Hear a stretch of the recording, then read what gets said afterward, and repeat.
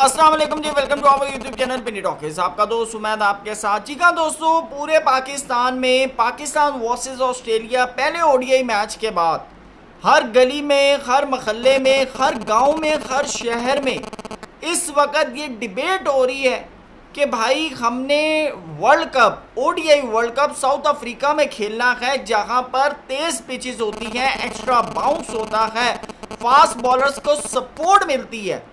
लेकिन भाई हम लोग स्पिन ट्रैक बनाकर स्पिनर्स के थ्रू मैच जीतकर हम बल्ले बल्ले करवा रहे हैं। क्या हम ओडीआई वर्ल्ड कप की तैयारी कर रहे हैं या फिर हम श्रीलंका में या इंडिया के अंदर होने वाला जो T20 वर्ल्ड कप जो गुजर चुका है हम उसकी तैयारी कर रहे हैं? जी हाँ, तो इसके ऊपर अब बातें होती होती माइक हैसन के कानों तक पहुंच गई हैं, जो पाकिस्तान के वाइट बॉल के हेड कोच हैं, और उन्होंने एक्सप्लेन कर दिया माशाल्लाह से कि भाई हम क्यों स्पिन ट्रैक बना रहे हैं। जी हाँ, आज उन्होंने एक लंबी चौड़ी जो है वो ट्वीट की है। पहले मैं ट्वीट पढ़कर आपको बताऊंगा, फिर जो उन्होंने स्टेटमेंट दी है उसके हवाले से भी आपको बताऊंगा।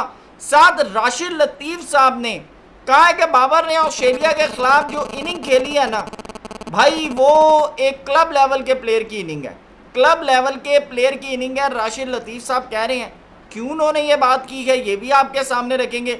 दूसरी बात, सलमान भट्ट साहब ने शाहीन शाह अफरीदी को कहा है कि भाई सामने आओ, हिम्मत जुटाओ और फास्ट पिचेस बनाओ। जी हाँ, इसमें क्या रियलिटी है, क्या अपडेट्स हैं, वो भी आपके सामने रखेंगे। चैनल पे नए आए हैं तो इसको सब्सक्राइब करें, वीडियो पसंद आए तो लाइक भी करें और कमेंट सेक्शन में अपनी कीमती राय से ज़रूर आगाह कीजिएगा। जी हाँ दोस्तों, आपको बताते चलें कि माइक हैसन ने आज जो ट्वीट किया उसका मैं आपको मफहूम बता देता हूँ। उन्होंने कहा कि जी मैं यहाँ पाकिस्तान की पिचों के बारे में थोड़ी सी चमगोइयाँ सुन रहा हूँ कि जनूबी अफ्रीका में होने वाला वर्ल्ड कप की मिसाली तैयारी नहीं हो रही। ये दरअसल एक मौजू है जिसके बारे में ताज़ा तरीन PCB पॉडकास्ट पर मैं ऑलरेडी बात कर चुका हूँ, यानी कि उन्होंने ऑलरेडी जो है इसके ऊपर पॉडकास्ट के अंदर बात की। उन्होंने कहा सबसे पहले वर्ल्ड कप की मेज़बानी मुश्तरका तौर पर जनूबी अफ्रीका, जिम्बाब्वे, नमीबिया के पास है। जिम्बाब्वे और नमीबिया के मकामात कुछ ऐसे मकामात हैं जहां पर स्पिन का एक बहुत बड़ा एलिमेंट है, एक बहुत बड़ा एलिमेंट है, और हम इन ममालिक में भी मैच खेलेंगे। वैसे तो अभी आपको बताता चलूँ कि स्केजुअल जो है वो अनाउंस नहीं हुआ 2027 ओडीआई वर्ल्ड कप का, मोस्ट प्रॉबली नेक्स्ट ईयर के स्टार्ट में जो है वो अनाउंस हो जाए। और आपको ये भी बताता चलूँ कि ये वर्ल्ड कप जो है ये 2003 के फॉर्मेट के हिसाब से खेला जाएगा, यानी कि 2 ग्रुप्स बनाए जाएंगे, उसके बाद सुपर 6 होगा और सुपर 6 से आगे जो है ऑनवर्ड जो है वो फिर क्वार्टर फाइनल होगा और फिर सेमीफाइनल और फाइनल के मामलात के अंदर ये वर्ल्ड कप जाएगा। ये मैं आपको क्लियर कर दूं।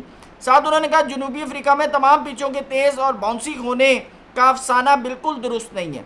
उन्होंने कहा ये जो आप माइंड में बनाकर बैठे हुए ना कि ऑस्ट्रेलिया की सारी पिचेस जो हैं वो फास्ट होंगी, तेज़ होंगी, गोले निकलेंगे, तो उन्होंने कहा ऐसा नहीं है। साथ उन्होंने कहा कुछ ऐसी ज़रूर हैं जो पूरे मुल्क में मुख्तलिफ होती हैं, और वो जिन्हें याद है कि पाकिस्तान ने साउथ अफ्रीका में खेली गई आखिरी वनडे सीरीज़ में, जिसमें पर्ल के वेन्यू का इन्होंने जिक्र किया है। उन्होंने कहा जहां स्पिन ने मैच के नताइज का जो हुक्म दिया, यानी कि डिफरेंट कर दिया। उन्होंने जो स्पिन मैचेस थे पाकिस्तान जीता ही स्पिन बॉलिंग के बल पर था, ये मैं आपको क्लियर कर दूं।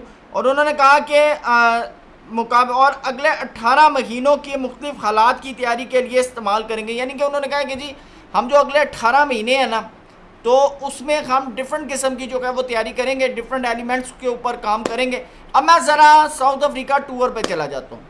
दोस्तों, साउथ अफ्रीका टूर में पाकिस्तान ने 28 विकेटें ली थी 3 ओडीआई के अंदर, यानी कि पाकिस्तान ने वाइट वॉश किया था साउथ अफ्रीका को साउथ अफ्रीका के अंदर।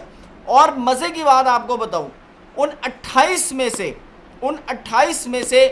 15 विकेटें पाकिस्तान के स्पिनर्स ने ली थी। उन 28 में से 15 विकेटें पाकिस्तान के स्पिनर्स ने ली थी, 13 विकेटें पाकिस्तान के फास्ट बॉलर्स ने ली थी। जबकि अगर मैं इसको साउथ अफ्रीका की तरफ करूं तो साउथ अफ्रीका ने कुल मिलाकर अगेंस्ट पाकिस्तान 23 विकेटें ली थी। कितनी? 23 विकेट्स ली थी, जिसमें से 19 विकेटें उनके फास्ट बॉलर्स ने ली थी। यानी कि हमने साउथ अफ्रीका को अपने स्पिन के जाल में फंसाया, ठीक है, और साउथ अफ्रीका ने हमें फास्ट बॉलिंग के जाल में फंसाया, जिसके अंदर मोस्ट प्रॉबली मैं ये भी कह सकता हूँ कि साउथ अफ्रीका की फुल स्ट्रेंथ नहीं थी, पाकिस्तान की भी फुल स्ट्रेंथ नहीं थी।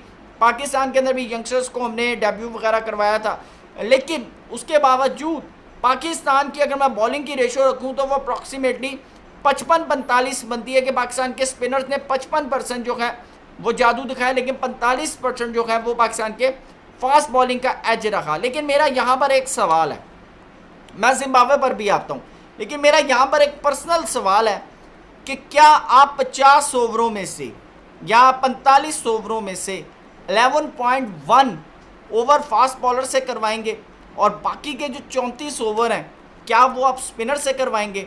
मेरा माइक हसन से ये मासूमाना सवाल है, आप कर लीजिएगा। अब आते हैं ज़रा जिम्बाब्वे के स्टार्ट में। जिम्बाब्वे के स्टार्ट में दोस्तों पाकिस्तान के जो स्पिनर्स हैं, जी हाँ, उसके अंदर आपको बताते चलें कि इब्रार अहमद ने 6 विकेट्स ली हैं, सलमान अली आगा ने 6 विकेट्स ली हैं, फैसल अकरम ने 5 विकेट लिए, लेकिन दूसरी तरफ सिकंदर रजा ने 4 विकेट ली, ब्लेसिंग मुजरबानी ने 3 विकेट्स लिए और रिचर्ड नगरावा हैं, इन्होंने 3 विकेट्स ली। ओवरऑल पाकिस्तान का स्पिन अटैक जिम्बाब्वे में भी काफ़ी बेहतर रहा है। पता नहीं जब से आकिब जावेद साहब आए हैं फास्ट बॉलिंग हमसे बिल्कुल ही रूट की, जबकि वो खुद बहुत अच्छे फास्ट बॉलर थे और हमेशा हाई परफॉर्मेंस सेंटर में उन्होंने फास्ट बॉलर्स को बहुत मदद दी है। लेकिन अब अचानक से मुझे क्यों लग रहा है कि जब से आकिब जावेद साहब आए हैं तो फास्ट बॉलिंग पता नहीं उसका ऐसे करके ना ग्राफ नीचे ही जाता जा रहा है, जबकि मेरे ख्याल से वो दिन ब दिन बेहतर होना चाहिए। लेकिन दूसरी तरफ अगर मैं बात करूँ माइक हसन के ऊपर, I am very sorry, Mike Hesson का हमसे बहुत ज़्यादा तजर्बा है, बल्कि हम तो किसी उनकी गिनती में भी नहीं आते, लेकिन मेरा एक मानना है कि आप जितनी मर्जी तैयारी कर लें, आपको साउथ अफ्रीका में आईसीसी की पिचेस के ऊपर, क्योंकि आईसीसी हमेशा बैलेंस पिचेस बनाता है, आपको कहीं पर भी ये नज़र नहीं आएगा कि आप 40 ओवर स्पिनर्स के साथ करें और 10 ओवर आप फास्ट बॉलर्स के साथ करें। ये आपको मानना पड़ेगा कि वहाँ पर आपने 3 रेगुलर फास्ट बॉलर्स के साथ जाना ही जाना है।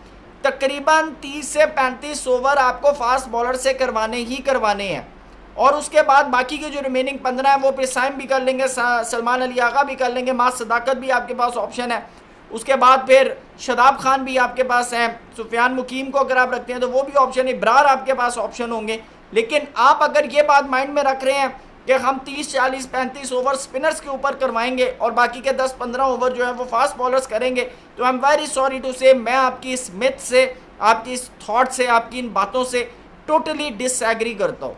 मैं क्लियर बता दूँ, आप भी अपनी राय जो है वो कमेंट सेक्शन में ज़रूर बताइएगा। बहरहाल ये आप डिफेंड कर सकते हैं, आप फॉर द टाइम बिंग ये बात कर सकते हैं कि जी अभी पाकिस्तान ने FTV के मुताबिक 10 मैच खेलने थे, 10 में से 1 पाकिस्तान खेला और वो स्पिन के ऊपर जीता। लेकिन मेरा फिर यहाँ पर रोल है कि हमें अपने फास्ट बॉलर्स को मजबूत करना है, उनकी कमर को मजबूत करना है, उनकी स्पीड को मजबूत करना है, क्योंकि साउथ अफ्रीका में आपको इक्वल बैलेंस्ड पिचेस मिलेंगी और जहाँ पर बाउंस भी होगा, जहाँ पर स्पीड भी निकलेगी, जहाँ पर फास्ट बॉलर्स का राज भी होगा।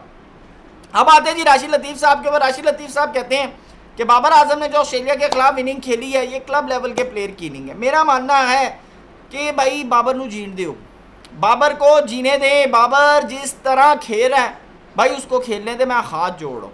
बाबर के बाल नहीं अच्छे, बाबर के, आज मैं देख रहा था वो PCB के पेज पे ना एक वो लगा हुआ था कि AI से ना बाबर आजम के बाद में नुसरत फ़तेह अली खान को डब करें। अब मुझे आप एक बात बताएं, बाबर आजम क्लब लेवल की क्रिकेट खेले तो मसला है। बाबर आजम वो याद है आपको, बासित अली का एक बड़ा मशहूर हुआ था आयरलैंड की सीरीज़ के अंदर कि बाबर आजम यहाँ पे 3 छक्के मार दे मैं अपना YouTube चैनल बंद कर दूंगा। बाबर ने कहा जी मैंने तो किसी बड़ी टीम के बारे में कहा था।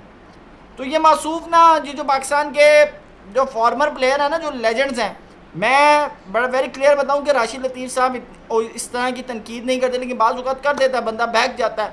लेकिन उसके बावजूद मैं ये बात करता हूँ कि भाई कंट्रोल किया करें। बाबर आजम आपके मुल्क का स्टार है, आपके मुल्क का स्टार है, आपके मुल्क की पहचान है। इस वक्त क्रिकेट एरा के अंदर बाबर आजम से ज़्यादा तगड़ी मेरे ख्याल से किसी प्लेयर की ना फ़ैन फॉलोइंग है ना ही PR है। तो प्लीज़ मैं आपको यही कहूँगा कि अगर एक बंदा जिस तरह की भी क्रिकेट खेल रहा ना पायन, उसका पीछा छोड़ दें। 2027 वर्ल्ड कप के बाद बात करेंगे ना, बात करेंगे, रगड़ा देंगे बाबर आजम को। बीच में कहीं गलत खेला रगड़ा देंगे। अब ऑर्डिनरी लेवल की क्रिकेट खेले, गली महल्ले की क्रिकेट खेले, जो मर्जी खेले, पाकिस्तान मैच जीत गया तो जितन दे भाई, क्यों पीछे बैठ गए बाबर आजम दे। और तीसरी बात, सलमान भट्ट साहब शहीन अफरीदी को कह रहे हैं कि शाहीन भाई साहब आप एक काम करें, आप ये जो पिंडी वाली पिचें बन रही है ना स्पिन, आप ज़रा आगे आएँ और क्रिएटर को कहें भाई मुझे ना बाउंसी पिच चाहिए, मुझे तेज़ ऐश पटे निकलती हुई ना पिच चाहिए। सलमान भट्ट साहब आप कसम खा के मुझे बताएं, आपको कंफर्म है 2027 ओडीआई के वर्ल्ड कप के अंदर शाहीन शाह अफरीदी आपकी टीम का कप्तान होगा। आप अगर इस बात का मुझे जवाब दे देना, आप शाहीन अफरीदी को क्या स्टैंड ले लें। मैं सिर्फ इस बात के ऊपर ना ये वीडियो एंड कर रहा हूँ। दोस्तों आपके लिए भी है, आपको अगर यकीन है कि 2027 ओडीआई वर्ल्ड कप में पाकिस्तान की जो टीम जाएगी उसके कप्तान शाहीन अफरीदी होंगे, अगर आपको यकीन है तो आप भी कहें कि भाई शाहीन अफरीदी साहब 1-2 स्पिन ट्रैक को छुट्टी दो, हमें फास्ट बॉलिंग की पिचेस चाहिए, ट्रेंड चलाएं सोशल मीडिया पर। जी हाँ दोस्तों, लेकिन अगर नहीं है तो भाई फिर ऐसे मुंह बंद करके बैठ जाएं। वीडियो पसंद आए तो जी लाइक कीजिएगा। Thank you so much. अल्लाह हाफ़िज़।